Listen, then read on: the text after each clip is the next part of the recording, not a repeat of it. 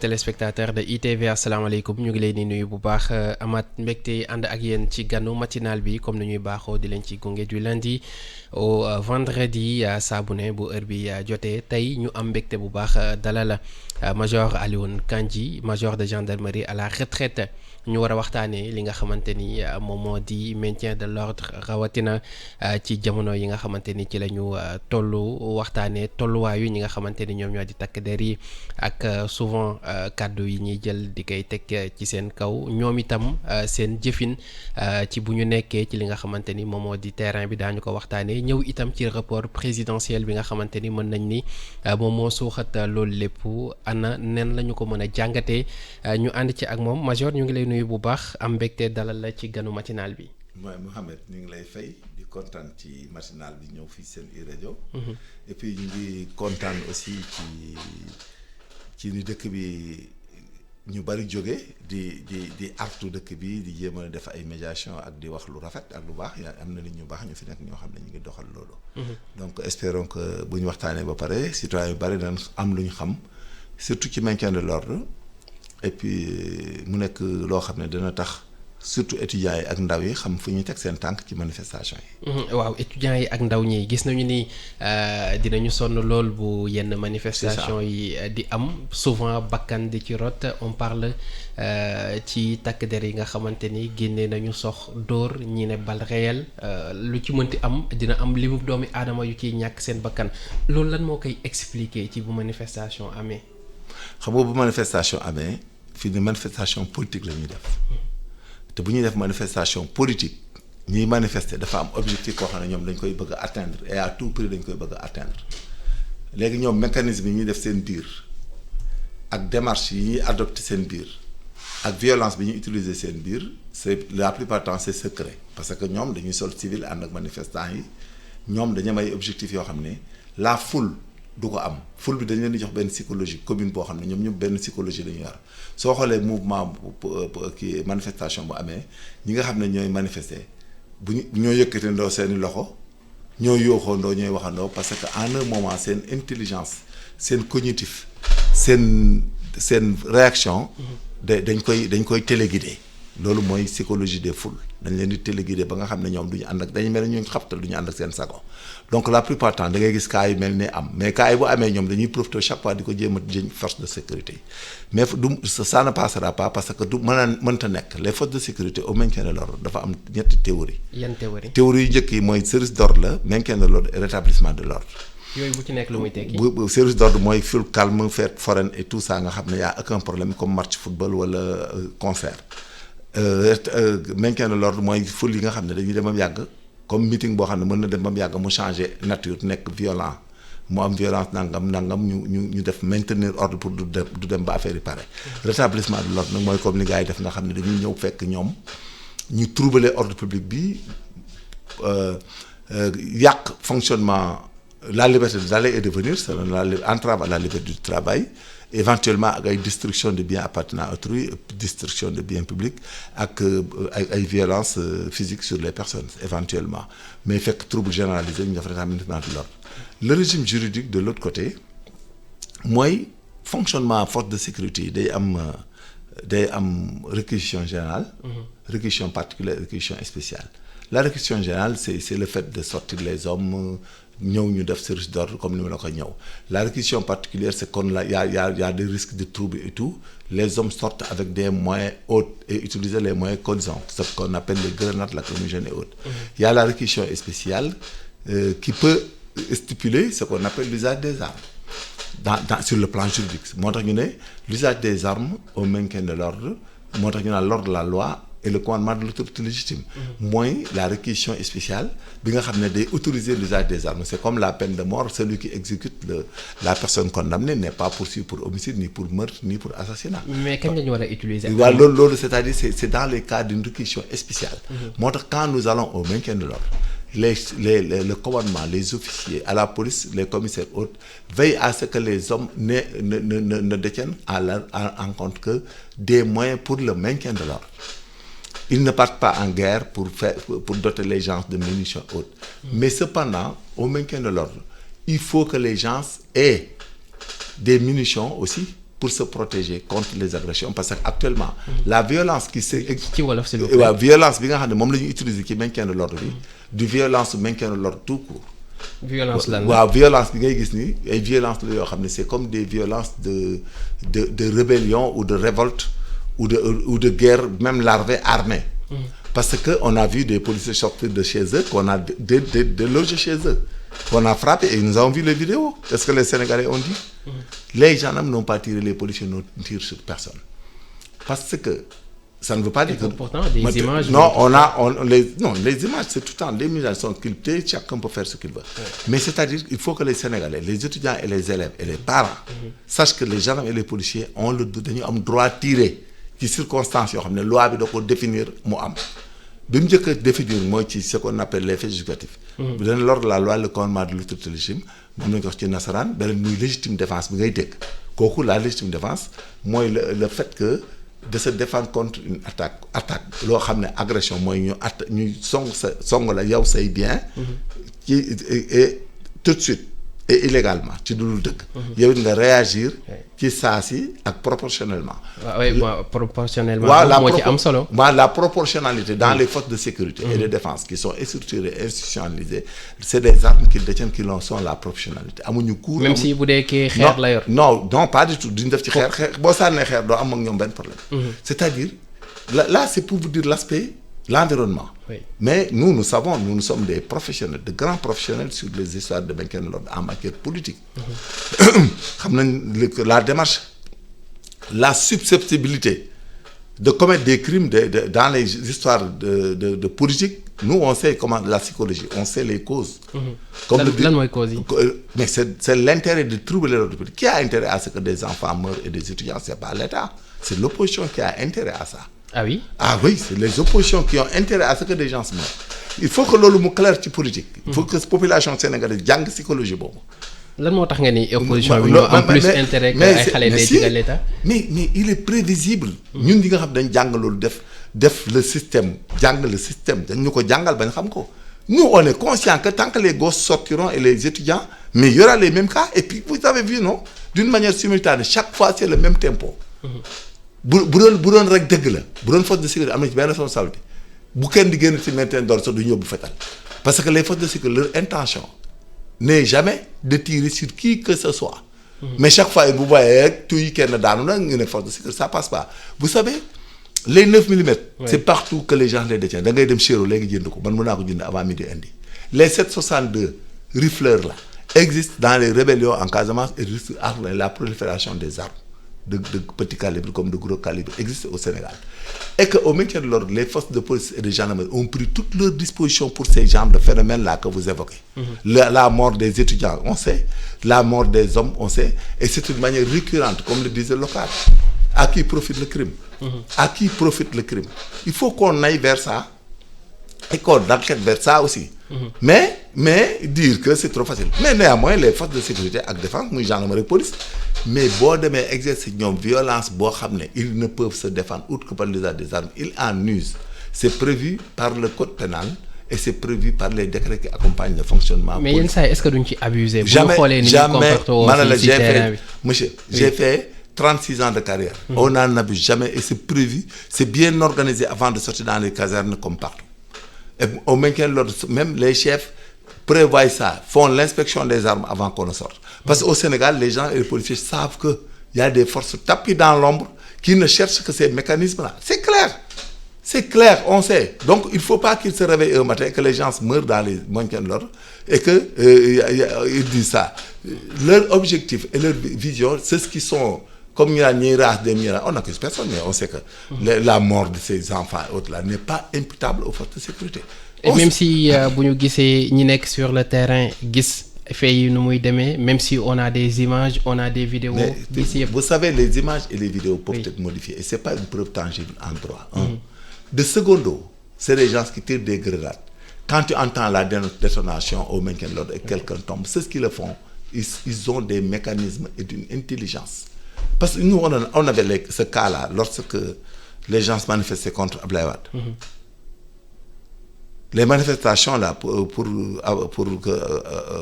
contre Abdoulaye Wade, l'histoire du troisième mandat et autres. Ouais. mais il y a une dame qui a reçu une balle.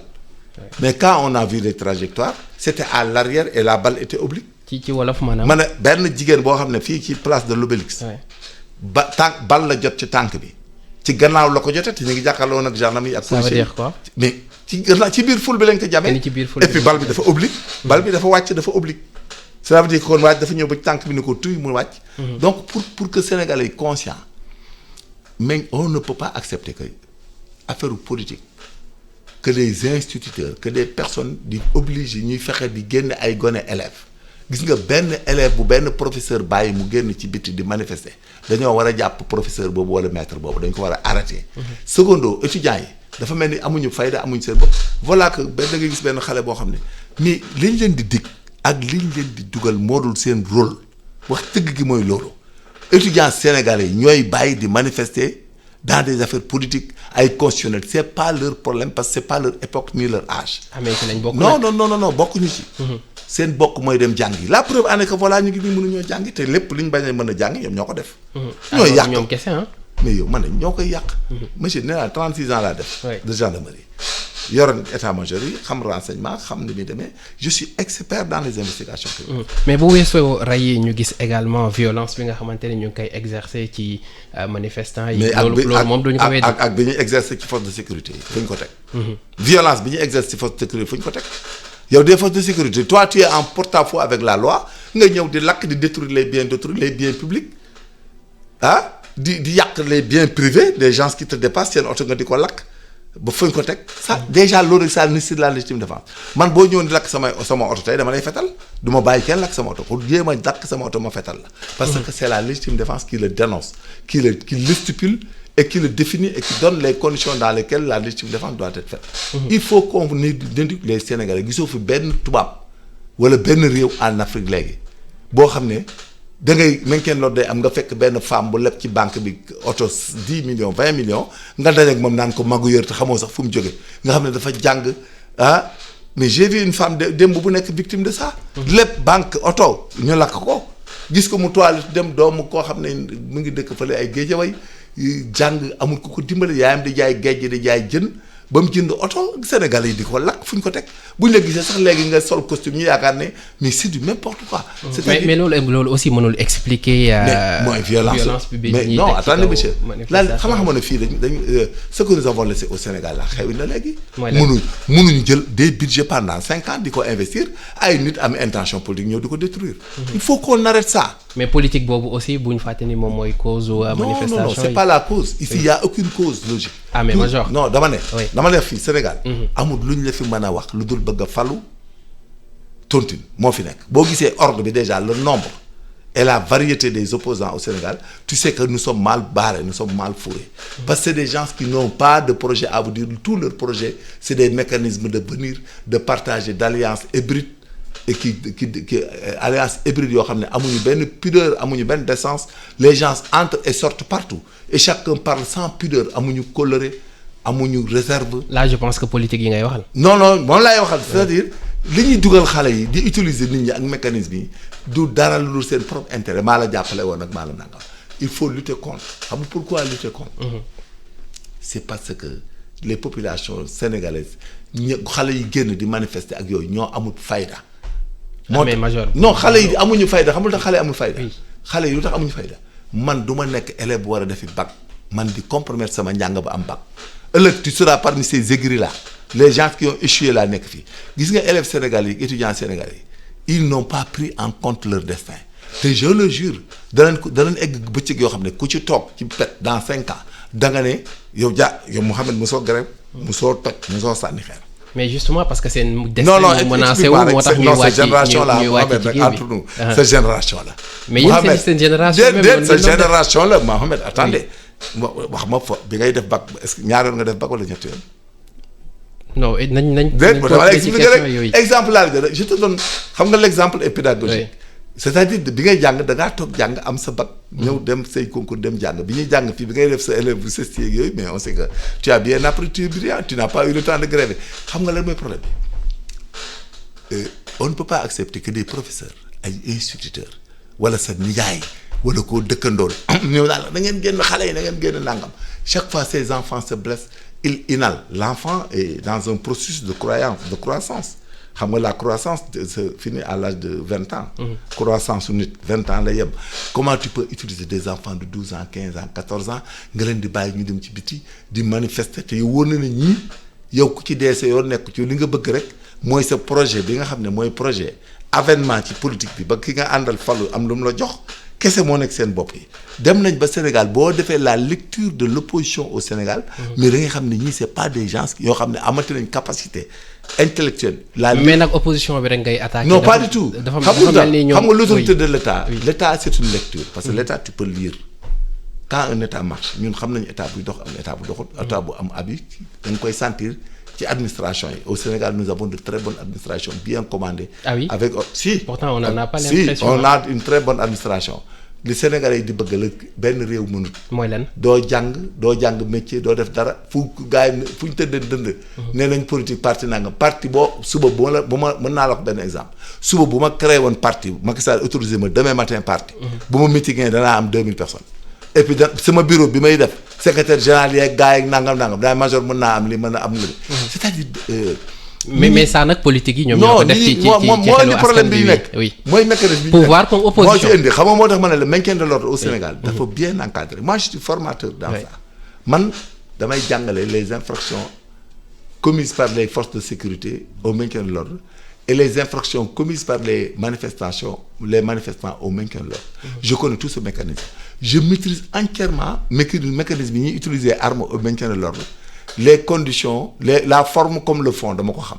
donc je suis bien comment on fait le maintien de l'ordre maa ngi leen di gis dañuy def maa ngi li ñu xam man maintien de l'ordre saa yu xewee Sénégal wala gars yi seen événement yi ñii man dès le début je le jure je savais que y aurait bordel.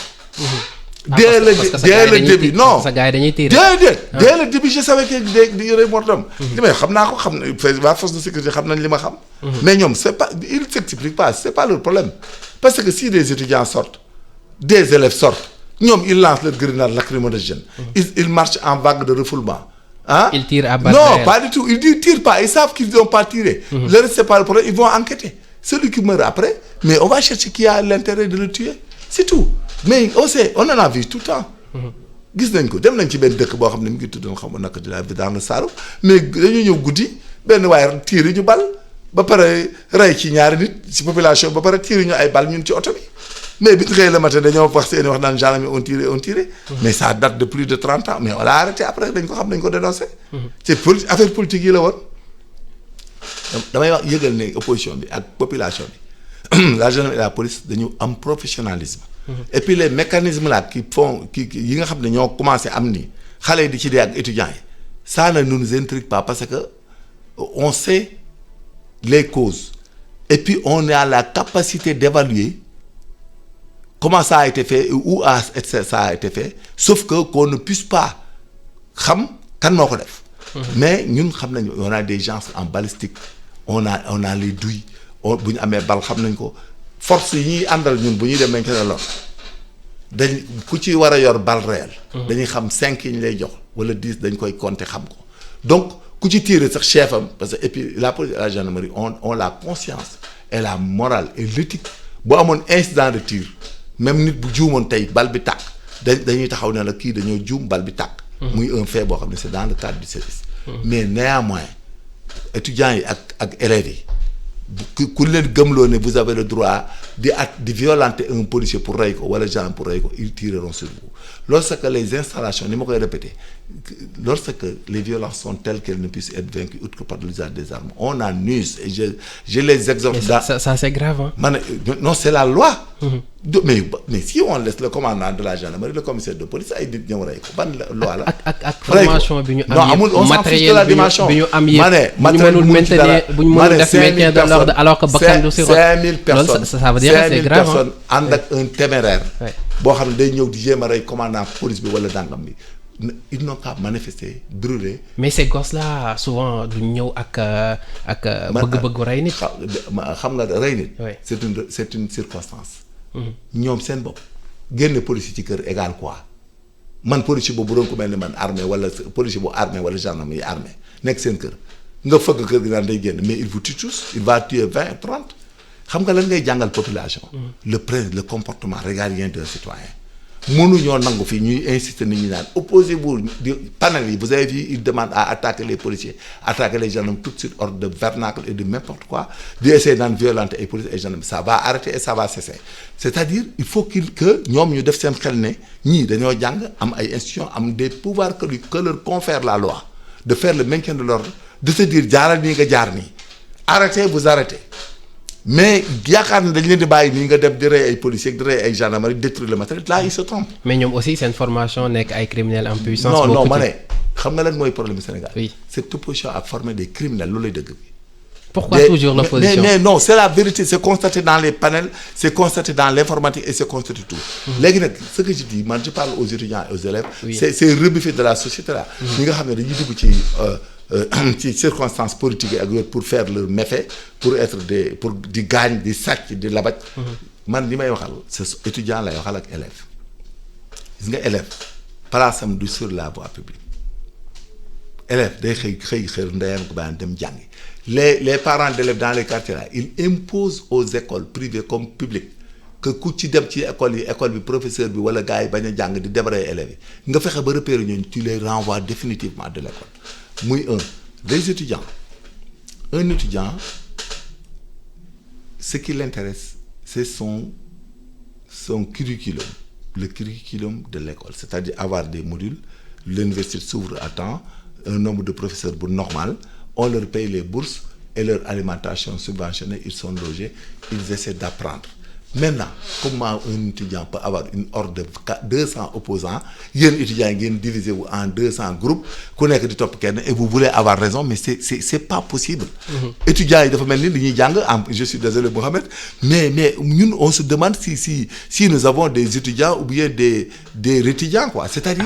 mais non si comment un étudiant yow nga toog bu doon sax ñoom ñëpp étudiants sénégalais sax ñoo ànd ñoom ñëpp défendre une idéologie on ne peut pas comprendre. mais étudiants yoo xam ne boo ñëwee ne étudiant Pastef étudiant AFP étudiant républicain mais si républicain mais étudiant mais lu leen dal ñoo ko teg seen bopp étudiants yi seen bopp mais ñëpp xam nañ nag université ci àdduna bi yàgg moom la ñuy arrêté Sénégal loolu du Sénégal kese non def naa Côte d'Ivoire j'ai vu la Côte d'Ivoire maintenant les étudiants dans les universités là zéro ñëpp xam nañ ne même 68 France c'était comme ça non mais moo tax 60 donc événement fii Sénégal loolu moom ci àdduna bi yëpp la mais 68 événement 68 moo tax on a décapité tous les auteurs de 68 parce que c'était pas orthodoxe on ne peut pas mettre des milliards dans des universités où les gens n'apprennent que dalle alors en une minute parce que li ñu amoon ci waxtu jeex na situation bi rapport présidentiel bi ban jàngat nga ci am. c'est logique parce que mais c'est logique ainsi c'est ce qu'on appelle une mesure conservatoire xam nga ñoom l'Assemblée nationale a mis en place un mécanisme ainsi que le PDS boo xam ne ñoom ça entre dans le contrôle démocratique boo leen ko waxee ñu ne c'est dans les pays en conflit mais le Sénégal a été un pays en conflit institutionnel parce que y a des failles constatées au niveau du Conseil constitutionnel qui font que la liste qu'ils émettent est nulle et non avenue pour des raisons ci-après c'est-à-dire les 49 rebuffés c'est pas logique mais ça nécessite ay études mais pourtant bi ñu demee président dafa ne amul sama yoon nekku ci parce que Conseil constitutionnel la le cas de Bougane par rapport aux autres là qui sont passés mais si on fait le corollaire on fait l'enquête tout de suite Bougane va passer mais loolu président daf ci maandu ils sont venus ils avaient raison de demander si c'était possible ñu xoolaat affaire bi càmbar ko si c'est un concours là normal ñooñu bu ñu ñëwee ak ni ñu ñëwee boo ko liiree da ngay enquêtaat concours bi secondo le cas de Rose Wardini et d'autres qui ont la nationalité étrangère ñu ngi tapé dans l'ombre on doit tout arrêter et demander à l'Interpol à la police ou à doyen des juges de faire des commissions rogatoires partout dans les pays repérés surtout les grands pays les États-Unis la France l'Espagne ay Belgique Angleterre ay yu mel noonu qu'on voit si nos gars-là n'ont pas de nationalité. La liste elle est vicieuse elle ne répond pas à la logique du Conseil constitutionnel de la Constitution sénégalaise ñoom dañoo faillir à la Constitution sénégalaise il ne peut pas utiliser la Constitution sénégalaise maintenant pour aller à des élections la plainte du PDS est incidentielle au fonctionnement et aux décisions prises par le Conseil constitutionnel et ça a mis en œuvre ce qu'on appelle le contrôle démocratique et ça a provoqué ce qu'on appelle la vacance démocratique Macky Sall était obligé de prendre ce qu'on appelle une mesure conservatoire parce que ñoom mënuñu woon dem élection ci liste yooyu c'est illégal merci beaucoup major Alioune Kandji moom la ñu doon dalal di major de gendarmerie à la retraite ci ganu matinal bi doon waxtaanee maintien de l'ordre surtout ci jamono yi nga xamante ni ci la ñu toll sant la bu baax a baax. gërëm la jaajëfal la ci disponibilité bi. mais ñoo ko bokk mais il faut que réew mi ñuy wax loo xam ne population yi ak élèves yi étudiants yi dañ leen protéger. c'est de la lâcheté d'utiliser des enfants mineurs pour atteindre un but politique. Et chaque fois, vous nous dites, mais non, attendez, les gens ont appris, la gendarmerie et la police sont bien organisés et savent ce qu'elles font. Le reste, l'avenir nous donnera les raisons et les causes, parce que Sénégal, il y aura la dénonciation et après on verra. merci beaucoup jaajëfal leen mbokk yi yéen itam ci ànd bi fii la ñuy yamandi ci ganu matinal bi jox leen rendez-vous ëllëg incha allah ak beneen invité merci à tous et très bonne journée.